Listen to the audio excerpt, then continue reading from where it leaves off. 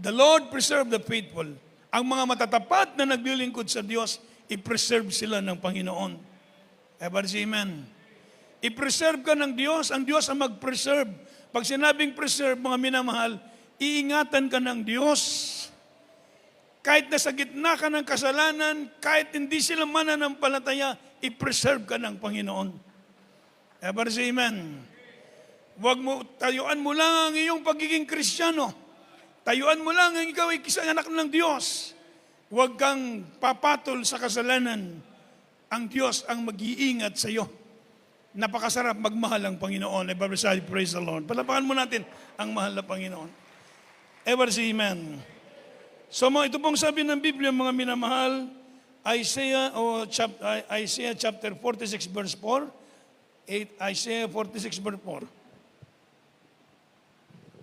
From the book of Isaiah, chapter 46 verse 4. 46, verse 4, is God.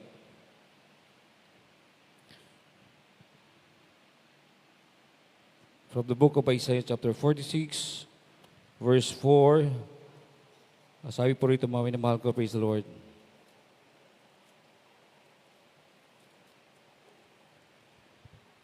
And even to your old age, I am He. And even to hoar years will I carry you. I have made and I will bear. Even I will carry and will deliver you. Amen. Praise the Lord. Dito po sa aklat ng Isaias, Kapitulo 46, ang talatay 4. At hanggang sa katandaan ay ako nga. At hanggang sa magkauban ay dadalhin kita. Aking ginawa at aking dadalhin, o aking dadalhin at aking ililigtas. Amen. Palapakan natin ang mahal na Panginoon, mga minamahal. Praise the Lord. So how strong, mga minamahal, is God's commitment to us, every amen. Gaano ba ka tibay ang pangako ng Diyos, ang commitment ng Diyos sa bawat isa sa atin? Ang ating nabasa, ang sabi na, I will be your God throughout your lifetime, every amen. Siya ang ating magiging Diyos sa buong buhay natin. Until your hair is white with age. Ever see, amen? Hanggang puputi na yung buhok mo. Ever see, amen? Ibig sabihin, mula bata, pag maglingkod ka sa Diyos, mula sa araw na yung kabataan, hanggang ikay tatanda. Ever see, amen? Iingatan ka ng ating mabait na Diyos. Ever see, praise the Lord. I repeat, I will be your God throughout your lifetime, sabi ng mahal na Panginoon, until your hair is white with age. Kahit puputi na yung buhok natin, I made you and I will care for you. I will carry you along and save you. Sabi ng Panginoon, dadalhin kita. Ibig sabihin, hanggang sa katandaan ay ako nga, at hanggang sa magkauban ay dadalhin kita, aking ginawa. Aking dadalhin, aking dadalhin, at aking ililigtas ka. Hanggang pumuti na yung buhok natin, never say, praise the Lord. Yan ang commitment ng Diyos. This is the strong word from the Bible, mga minamahal. How God, mga minamahal, commitment to us. Gaano katatag ang kanyang pangako sa bawat isa sa atin. Kaya walang kalugihan sa paglilingkod sa Diyos. Isang malakas na palakpak para sa mahal na Panginoon. Never say amen. Sino gusto ba natin ang Diyos makipag-commit sa atin ng kanyang pangapag-ibig? Amen? Ng kanyang pag-aaruga. Care ba? Pag-aaruga. Pag-iingat sa atin sa araw-araw. Meron kang Diyos. Napakamakapangyarihan ng Diyos mo. Panahon ng aksidente, ingatan ka ng Diyos mo. Ever say amen? Yan ang commitment ng Diyos sa atin Ever say amen? Ang mga Himalay, papakita ng Diyos sa atin Nagdepende yun sa ating paglilingkod sa mahal na Panginoon. Ever say amen? Kahit mga magkauban na mga minamahal, nandyan pa rin ang habag ng Diyos sa atin. Kaya mga minamahal, na ito ang pangako ng Diyos. Kaya kung tayo po ay i-commit natin ang ating pag-ibig sa Diyos, maglingkod tayo sa mahal na Panginoon, kanya-kanya tayo, ever say amen. Pero ang blessing ng Diyos, mga minamahal, hindi matapos sa buhay natin. Napakarami kong gustong sabihin, pagpapala sa aking pamilya, baka sabihin nyo, nagyayabang ako. Mga kapatid, ayaw ko na lang magsabi, baka sabihin, ma-misinterpret na masyadong mayabang si Brother Nilo. Hindi po. Totoo yung sinasabi ko, mga kapatid. Pinagpala ang aking pamilya. Ever say amen. Talagang nakita ko ang kapangyarihan ng Diyos. Hindi yung financial lang ang pinagpapala, pati spiritual, pati yung protection ng Diyos. Yung kapatid ko, 3 dying, mamamatay na yun. Wala na pag-asang mabuhay yun. Mga minamahal, 7 years ago, yung kapatid ko na hospital, pagpunta ko sa hospital, umiyak yung mga kapatid ko, wala nang pag-asang mabuhay. Kahit siya, wala nang pag-asa. Sabi niya sa kanyang asawa, ayusin mo yung bahay, iligpit mo yung mga gamit doon, yung mga bakal-bakal, kasi contractor siya, daming bakal. Iligpit mo yung garahe, iligpit mo. Gusto niya na umuwi siya na maayos dahil inisip niya na uwi na siya ng bangkay. Nandito ako sa Cebu. Sabi niya, umuwi ka, hindi ako makauwi dahil ang daming trabaho. Pero magdamag ako nakaluhod, umiyak sa mahal na Panginoon. Pag uwi ko sa amin sa Tarlac, diretso ako sa ospital. Pagdating ko sa ospital, nakita ko yung aking brother. Kahit isang kutsarang tubig, hindi na mudawat ba. Ibig sabihin, lumobo na yung katawan. Grabe ka, yellow, parang papel ng yellow pad yung kanyang katawan. Yung kanyang daliri, yung kanyang palad, yung kanyang mata, lahat sa kanyang katawan, yellow. Umiyak sila, sabi ko, huwag kang umiyak. Buhay ang Diyos natin. Ever say amen. Amen. Pag-pray, mga minamahal, kinabukasan, pag CT scan, 2 beses CT scan, naghahanap yung doktor kung yun nilagay niya sa kanyang liver, ba't nawala? Sabi ko, matunaw sa pangalan ni Jesus. 2 beses CT scan, sabi ng doktor, saan yung nilagay ko dyan? Kukunin ko yun. Anong kukunin niya? Wala na. 2 beses CT scan, may pinasok pa rito, 70,000 para titingnan doon. Wala din. Sabi niya, anong nangyari? Dahil imala ng ating napakabait na Diyos. Walang operasyon. Operahan sa kinabukasan. Walang operasyon. Sabi ko, umuwi ka. Sabi ko, umuwi ka na lang. Umuwi hanggang ngayong buhay. Walang maintenance. Palapakan natin ng malakas ang ating mahal na Panginoon. Ito ang commitment ng Diyos sa atin. Ever say amen. Ito yung ang pangako ng Diyos kapag naglingkod kayo sa mahal na Panginoon. Mga minamahal, ito ang commitment ng Diyos sa atin. Kaya napakaraming pagpapala, napakaraming himala. Preachers meeting sa Cavite. Pagkatapos ng preachers meeting, umabot kami ng madaling araw. Uwi pa kami ng Tarlac, napakalayo, almost 4 hours. Ang driver ko, yung aking bunso, pagdating namin sa expressway, sa NLEX, sabi ko mag-break muna tayo. Pagkatapos mag-break, antok na pala. Natulog, kahit anong gising ko, hindi na magising. Sabi ko, lumipat ka sa kabila, ako mag-drive. Ako nag-drive, pauwi. Mga minamahal, pagdating namin doon sa amin, malapit na lang kami. Ako naman nakatulog sa Manibela. Nakatulog ako sa Manibela, merong gumising sa akin. Ninakaw ko na yung lane. Ang dami ng mga trailer, mga minamahal na aking kaharap. Ibig sabihin, ang Diyos ay nagbabantay sa atin. Bawat segundo ng buhay natin, ang Diyos na nakakaalam. Dahil kinumit mo ang buhay mo sa Diyos, i-commit ng Diyos ang biyaya, habag niya para sa iyo. Ever say, praise the Lord. Yan ang sabi ng Biblia. Sabi ng ating nabasa, I will be your God throughout your lifetime. Siya ang ating magiging Diyos sa buong buhay natin kapag i-commit natin ang buhay natin sa Panginoon. Sinong hindi matutuwa? Ever say amen. Sino bang hindi magagalak ang Diyos ang iyong gabay? Ever say amen. Siya ang patnubay sa iyong buhay. Siya ang may-ari ng iyong buhay.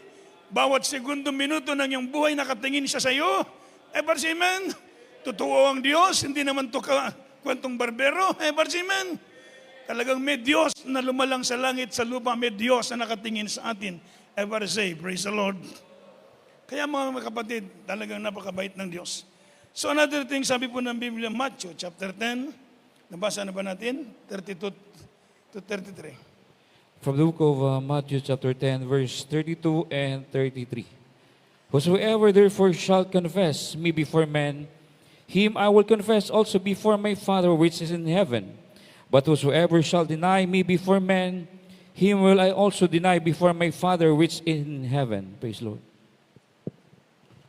Ang Ebanghelyo ayon kay Mateo, Kapitulo 10, talatay 32 hanggang 33.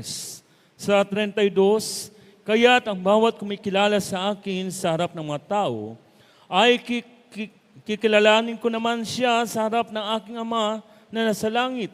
Sa 33, datapwat sino mang sa akin na magkaila sa harap ng mga tao, ay ikakaila ko naman siya sa harap ng aking Ama na nasa langit.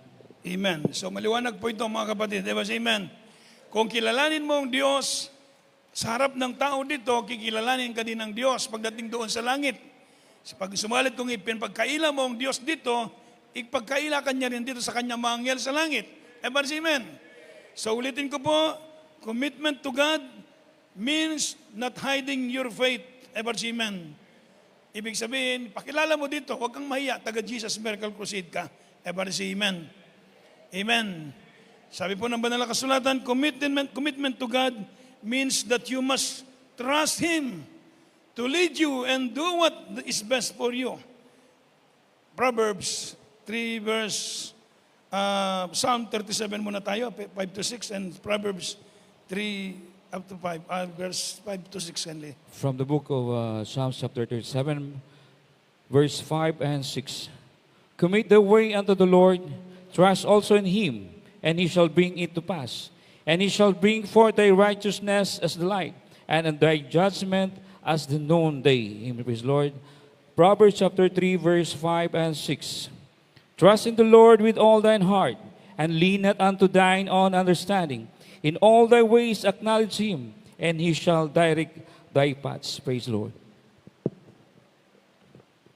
Dito po sa Aklat ng mga Awit, Kapitulo 37, ang talatay 5 hanggang 6. Sa 5, ihabilin mo ang iyong lakas sa Panginoon. Timiwala ka rin naman sa Kanya at Kanyang papangyarihan. Sa 6, at Kanyang palalabasing gaya ng liwanag ang iyong katwiran at ang iyong kahatulan ay gaya ng katanghaliang tapat. Dito po sa mga aklat ng Kawikaan, Kapitulo 3, ang talatay 5 hanggang 6. Sa 5, tumiwala ka sa Panginoon ng buong puso mo at huwag kang manalig sa iyong sariling kaunawaan. Sa 6, kilalanin mo siya sa lahat ng iyong mga lakad at Kanyang ituturo ang iyong mga landas. Amen. Sana naman palapak mo rin para sa mahal na Panginoon, mga kapatid. So ito po yung tinatawag na commitment to God means that you must trust Him to lead you and do what is best for you. Amen. To trust Him. Ibig sabihin, magtiwala tayo sa mahal na Panginoon to lead you, na siyang maggagabay sa atin, to lead us. Amen. And do what is best for you. Hindi ka commitment sa Diyos kapag ayaw mo sumunod sa mahal na Panginoon. Bato-bato sa langit, ang tamaan po, huwag magalit. Wala akong pinatatamaan. Amen. Pero kung commitment ka, meron kang committed ka sa Diyos, gagawin mo ang mahal na Panginoon, matakot ka sa Diyos, gawin mo ang kalooban ng Diyos, ibig sabihin, you must trust Him. Amen. You must trust Him to lead you. Na ang gagabayan ka ng Diyos and do what is best for you. Gagawin ng Diyos yung mabuti para sa iyo. Amen. Amen. Huwag muna tayong matulog. Amen. O, salamat mga minamahal. Mamaya tayo sabay-sabay tayong matulog mamaya. Malapit na tayong matapos. Amen. So mga minamahal, ito po yung sinasabi ng banal na kasulatan na magtiwala tayo sa mahal ng Panginoon, trust in the Lord with all your heart, and do not depend on your own understanding. Seek His will in all you do, and He will show you which path to take. Amen. Ano bang dapat nating lakaran? He will show you which path to take. So He's the one who capable of planning our lives. Amen. And choosing our vocation and path. Amen. Ito ang lakad na dapat nating lakaran. This is the way. Walk ye in it. Amen. Amen. Ito ang daan. Ito ang dapat mong lakaran. Ito ang gagawin natin. Yang Diyos ang maglilid sa atin. Amen. Binigay namin ang buhay namin sa Diyos. Ako na since 1984, nasave ako, nagtumigil ako sa pag-aaral, binigay ko ang buhay ko sa mahal na Panginoon. Hindi ko alam anong mangyayari sa buhay ko. Wala akong blanco ba? Hindi ko alam anong katapusan nito. Pero ang Diyos ang maglilid sa atin. Ever say amen. Hindi tayo maliligaw. Ever say amen. Kaya sabi po ng Biblia, trust in the Lord with all your heart and do not depend on your own understanding. Ever say, praise the Lord. Sabi po ng Biblia, mga minamahal, praise the Lord. Basahin natin mga kapatid. In Joshua chapter 24 verse 14,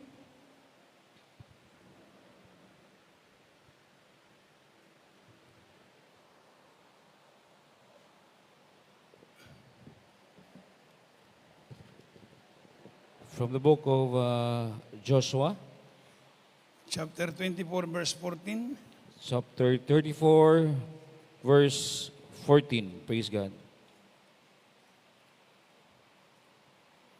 Joshua chapter 34, verse 14. Now therefore, fear the Lord, and serve him in sincerity and in truth, and put away the gods which your fathers served on the other side of the flood, and Egypt, and serve ye the Lord. Amen. Praise the Lord. Dito po sa aklat ng Josue, Kapitulo 24, ang talatay 14. Ngayon nga ay matakot kayo sa Panginoon at paglingkuran ninyo siya sa pagtatapat at sa katotohanan, at inyong alisin ang mga Diyos na mga pinaglingkuran ng inyong mga magulang sa dako roon ng ilog sa Ehipto, at inyong paglingkuran ang Panginoon. isunod muna natin ang Matthew 6:24, kindly. Sige po. Dito po sa Ebanghelyo ng Mateo, Kapitulo 6, ang talatay 24, sino may hindi makapaglilingkod sa dalawang Panginoon, sapagkat kapupuotan niya ang isa at iibigin ang ikalawa, o kaya'y magtatapat siya sa isa at pawawalang halaga ang ikalawa. Hindi kayo makapaglilingkod sa Diyos at sa mga kayamanan. Amen. Palapakan natin ang mabait na Diyos po, minamahal. Ever say, praise the Lord. So ito po maliwanag po mga kapatid, ang ibig sabihin, being committed to God means deciding to make God first in your life, worshiping Him alone. Ever say amen? Amen. So ang sabi po mga minamahal, you cannot serve God and be enslaved by money or to money. Ever say amen? Amen. You cannot serve two masters, for you will hate one and love the other. You will be devoted to one and despise the other. So ulitin ko, you cannot serve God and be enslaved, naman, to money. Hindi tayo makapaglilingkod sa dalawang Panginoon. Ever say amen. Nung ako'y tawagin ng Diyos bilang manggagawa, habang ako'y nag-aaral, nag-pray ako sa mahal na Panginoon. Sabi ko, mahal na Panginoon, tinatawag mo ba akong maging worker o hindi? Mangusap ka sa akin through dreams. Gusto ko makasiguro. Ayaw kong magkamali ng desisyon. Yun panaginip ko na meron lubid papunta sa kabila. Lilipat ako sa kabilang Pampang. Sa kabilang Pampang sa amin, Pampang. Tagalog kasi Pampang. Sa kabila. Pag sinabing Pampang sa kabila, hawakan ng lubid, tatawid ka sa magitan ng lubid. Halimbawa, ganito, merong lubid, magaling ka doon, papunta ka doon. Lubid ang gagamitin mo. Palipat. Abang ako'y sa aking panaginip, merong pera yung aking kamay. Merong papel, merong barya. So pag awa ko ng lubid, hindi ko mahawakan yung lubid, hindi ako makatawid dahil may pera. So bigla akong nagising, sabi ko, malapay na, ano bang ibig sabihin ng aking panaginip? Naginuktok ko ba? Pagkatapos naalala ko po ang sabi ng Biblia, you cannot serve God and be enslaved to money. Ever say amen? So hindi pala pwede, you cannot serve to master at the same time. So kailangan bitawan mo yung pera. Bitawan ko yung pera para makatawid ako. So nabuo na yung aking desisyon. Hindi ako para sa eskwela, para sa ginawa ko. Ever say amen? So iniwanan ko yung aking pag-aaral. Doon ako nag-draft sa aking pag-aaral. At nag-full-time ako bilang manggagawa sa mahal na Panginoon. Ever say, praise the Lord. Dahil yun ang mensahe ng Diyos sa akin. Mahirap buhay ng kwarta, tinuod kini. Ever say, amen. Amen. Di man ko na mabuhay way kwarta. Tinuod ba? Amen. Pero kapag Diyos ang pumili sa iyo, hindi ibig sabihin na walang kwarta. Ibig sabihin, unahin mo ang mahal na Panginoon. Ever say, praise the Lord. Dahil yun ang pinapagawa ng Diyos sa iyo. Ever say, amen. So you cannot serve, maminamal, to master at the same time. For you will hate one and love the other. Hindi ibigin mo ang isa at kamuhihan mo ang isa. O either mag-devoted ka sa isa at i-despise mo yung isa. Ganun po ang paglilingkod sa Diyos. Naintindihan ko, ang planong ito ay plano ng Diyos sa buhay natin. Palapakan natin ng malakas ang ating mahal na Panginoon. Everybody say, praise the Lord. Sabi po ng Biblia, so, the being committed to God means deciding to make God first in your life. Everybody say, amen. Another thing, commitment is being willing to accept the sometimes painful consequences of obedience to God. Merong kasamang sakripisyo minsan. Ever say amen? Kaya sabi ng Daniel chapter 3, mga minamahal, sabi ng ating banal na kasulatan, kung hindi kami ligtas ng Diyos, hindi kami luluhod sa ribulto. Ever say amen? So ganito minsan merong ganitong mga pangyayari. Merong mga painful consequences of obedience to God. Ever say amen? Medyo merong problema. Minsan, hindi naman problema. Ibig ko sabihin ba, merong talagang challenging ba na susubukan ng ating pananampalataya. Ever say amen? Amen. Maglingkod ba, magtapat ba tayo sa Diyos o hindi? Sabi nga, commitment is being willing to accept the sometimes painful consequences of obedience to God.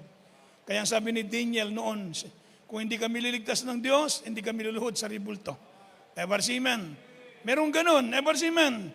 Another thing, mga minamahal, kindly Romans 12:1-2. Pakibasa mo natin ang Romans chapter 12, verse 1 and 2. From the book of Romans chapter 12, verse 1 and 2. I beseech you, therefore, brethren, by the mercies of God, that you present your bodies as a living sacrifice, holy, acceptable unto God, which is your reasonable service. And be not conformed to this world, but be ye transformed by the renewing of your mind, that ye may prove what is the good and acceptable and perfect will of God. Amen. Praise the Lord. Dito po sa aklat ng mga Roma, Kapitulo 12, talatay 1 hanggang 2.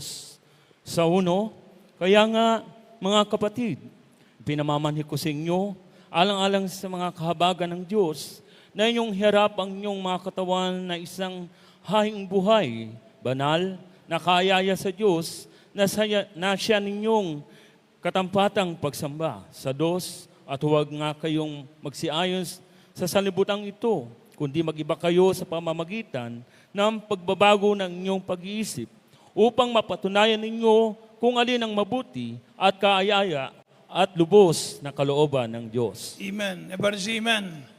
So ulitin ko po, commitment, maminaw, is more than intellectual, tinatawag intellectual agreement. Ever say amen? It involves, mga minamahal, tinatawag na a sacrificial giving of your whole life, whole self. Ever say amen? So ikit pa ito, mga minamahal, tinatawag na intellectual agreement. Pag sinabing intellectual, salita lang. Amen. Puro salita, wala naman sa gawa. Ever say amen? Hindi po ganoon, mga kapatid, na ang ating buhay, ibigay natin ang ating buhay sa mahal na Panginoon. Ever say amen? It involves, mga minamahal, a sacrificial giving of your whole self to God. Ever say amen? Kaya hindi basta-basta, kagaya ng ginagawa nyo, nakikita kong sakripisyo, nandun kayo galing syudad, pupunta rito, ilang oras kayo makarating bago makarating dito. Pagkatapos, magdamag tayo ngayon, hanggang umaga pa, hanggang mamayang 3:00, uwi pa kayo sa inyo. Talagang maisip ko, napaka-sakripisyo talaga ng ating paglilingkod sa Panginoon. Ever say amen? Hindi ito mga minamal drama, hindi acting. Ever say praise the Lord. Palapakan mo natin ang mahal na Panginoon. Ever say amen? Talagang tagos galing sa ating kinabuturan ng ating puso, ang ating paglilingkod na ito. Pero mga nakikita ng Diyos ang bawat isa sa atin. Never say amen? Nakikita ng Diyos yung ating ginagawa, nakikita ng mahal na Panginoon, yung mga sakripisyo ninyo, yung inyong pagtitiis dahil sa paglilingkod sa Diyos. At ang Diyos ang nangako, He is not unrighteous to forget your love to Him or your labor, amen, to show your love and labor to Him. Ever say amen? Hindi hiwi ang Diyos para kalimtan niya ang atong mga mayong buhat. Ever say, praise the Lord. Ang mahal na Panginoon, mabait ang Diyos sa atin. Ever say, amen. Puno ng habag ang Diyos sa atin, mga minamahal. Amen. Nandiyan ang Diyos, awang-awa sa atin. Lugod na lugod ang ating mahal na Panginoon. Sabi nga ng ating beloved pastor, lugod na lugod ang Diyos kapag nakita ng Diyos ang sakripisyo tayo. Hindi ito maintindihan ng mga taong sanlibutan para sa kalakabaliwan nito. Pero ito ang nasa banal na kasulatan, ito ang kalooban ng Diyos dahil sa ating pananampalataya sa ating mahal na Panginoon. Amen.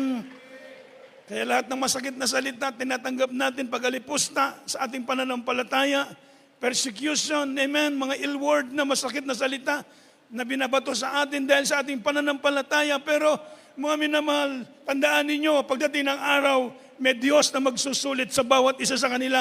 Amen. Amen. Meron tayong Diyos na pagsusulitan ng ating gawa. Lahat tayo harap sa hukuman ng Diyos na magbibigay sulit sa mahal na Panginoon. Kaya hindi kalugihan ang ating ginagawa paglilingkod sa Diyos. Ulitin ko po, walang kalugihan sa paglilingkod natin sa Diyos. Everybody say, praise the Lord.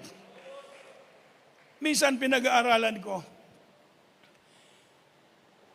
nakita ko mula yung mga kasama ko noon, 1984, naglingkod kami sa Diyos. Mga kabataan kami, mga bunga. Ngayon nakita ko may pamilya, may kanya-kanya na silang pamilya, may mga apo na sila. Nakita ko ang asenso ng kanilang buhay. Pinagpala yung kanilang mga anak. So nakita ko lahat ng kumilala sa Diyos, naglingkod sa mahal na Panginoon, nakita ko inayos ng Diyos ang buhay nila. Hanggang ngayon, buhay pa sila. Samantala yung mga kapitbahay namin, ng mga kabarkada ko rin dati nung araw, unti-unti nang nalalagas, nawawala. Kinukuha na sila. Nakita ko iba ang blessing nang naglilingkod tayo sa mahal na Panginoon. Everybody say, praise the Lord. Amen. Kaya itong ating pananampalataya, ingatan natin ang maigpit ang ating pananampalataya. Hindi tayo madaya, hindi tayo mahulog sa tukso, hindi tayo magkasala sa Diyos, hindi tayo ipagpalit ang iyong pananampalataya sa mahal na Panginoon. Magpatuloy lang tayo. Ang mahal na Panginoon mag-aayos ng buhay ng bawat isa sa atin. Everybody say, praise the Lord. So another thing, being committed to God means supporting God's work with your time, talents, and treasure. Kasama po yan. Nagbibigay kayo, yung mga talento nyo ginagamit sa gawain, yung mga nagpapagamit kayo sa malapit bilang war member, youth choir, finance choir, adults choir. Amen. Kasama po yan sa pag-commit natin ng ating buhay sa mahal na Panginoon. Everybody say amen. And the last, being committed to God means living a lifestyle of holiness and integrity while doing good. Mga minamahal, sabi po ng banal na kasulatan. Everybody say amen. So ulitin ko po mga minamahal,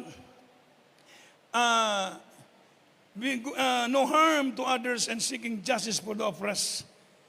Being committed to God means living a lifestyle of holiness and integrity while doing good.